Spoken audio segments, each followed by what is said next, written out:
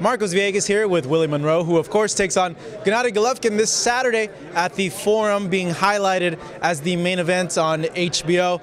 Not too shabby. Main event at the Forum and on HBO. That's not shabby at all. That's actually awesome. I'm happy. I'm blessed. I'm elated at this opportunity, and I'm happy I got the opportunity. Now, let me know a little bit about training camp. I haven't had a chance to talk to you since the press conference. So really, what was the difference in this camp compared to all the other camps you've had?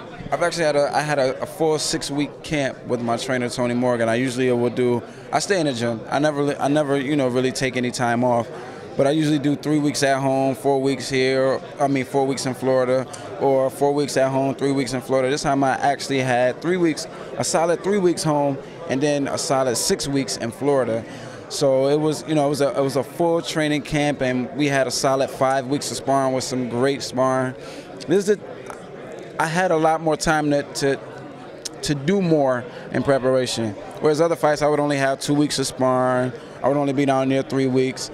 This time I have 5 weeks of sparring with 6 weeks training camp, so it's been great. Is it because of the opponent and the challenge that he brings, or is it other factors that contributed to having now a full training camp? I think the timing was right on everything. The opponent actually coming off of a couple of ESPN fights, actually having the proper funds to be able to set up a full training camp. And it's rightfully needed, for a guy of Triple G's level. I mean, he's the best middleweight in the world. That's what they're marketing him as, the best middleweight in the world. And it's my job to go and take that. So I had to make sure I'm fully prepared for that. What differences have you seen now because of the extra time being put in this camp? Things just came together a little sooner than we had to actually pull back. Yeah, like my trainers had to pull me back. Like, we still got 2.5 weeks. Let's pull back a little bit, because I was in there doing 12 rounds. I'm like, I want more. And I'm like, nah, that's enough. We're actually going to go back down to 8 rounds, because we still got 2.5, 3 weeks to the fight. So I just saw my competitive edge and my sharpness happen a little quicker. Maybe because in the other training camps I had to do it in 3 weeks, whereas this time I got it in 3 weeks, but I should have realized that I had more time, So. You're wearing a Boxeo Cubano shirt. Yeah.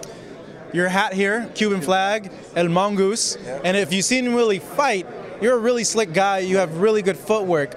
Now this fight, do you feel there's a lot of similarities with the fight that Canelo had with Erislandy Lara? Yes.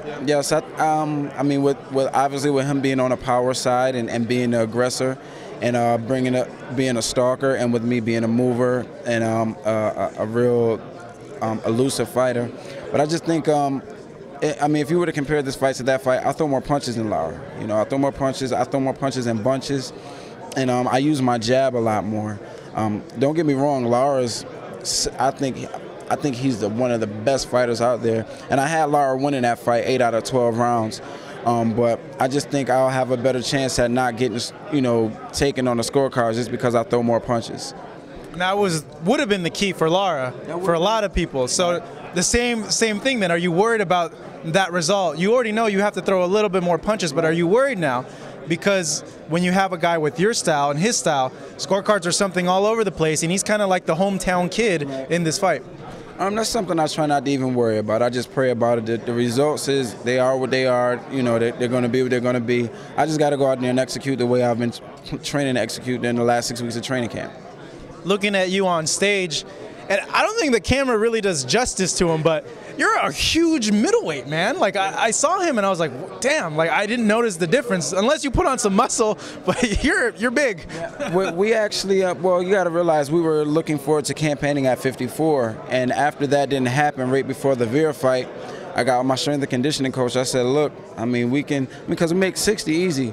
I was like, look, we can go ahead and put on a little bit more muscle because Vera is a big middleweight. And I said, look, I want to be able to sit down on some punches and make him respect me, in which I did. I had him hurt and almost got him out of there in the 5th round. And it surprised a lot of people because they're like, he's not a big puncher. And it's like, I wasn't a big puncher at 160 because I wasn't a 160. Now I'm a full-fledged middleweight. So you get to see a little bit more of me sitting down and gritting with the guys that are a little bit bigger. So, which naturally makes me think, are you looking to land a position shot that you think will hurt him and knock him down? Not really a position shot, just let him know who he's in there with. He's not going to be in there with, they look at the knockout percentage like I alluded to before and just think that they're in there with a powder puff, and he'll see. You'll see. Ask Brian Veer. Veer said the same thing, you know. He's a good friend of mine, too, you know. Not to take anything away from him, but he said after the fight, like, you know, your knockout percentage doesn't do justice to your actual power. So, but, I mean, that could be to their demise, you know. The less they know about me, the better. New and improved. Yes, sir. New and improved. Here with Willie Monroe. Fights this Saturday against Golovkin for the chance to win the middleweight title of the world on HBO.